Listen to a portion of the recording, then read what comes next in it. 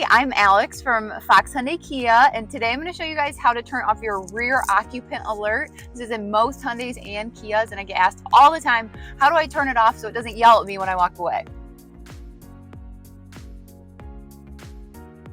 All right, so we're going to turn off the car, and then my rear occupant alert will pop up. I'll click OK right here on the steering wheel, and now I can get out. Okay, so now I'm going to show you how we can turn that feature completely off. So first I'm going to go into Setup, I'll click Vehicle, scroll all the way down to Convenience, and then turn off Rear Occupant Alert. Thanks for watching. If you have any questions, feel free to stop by or call us here at Fox Hyundai Kia.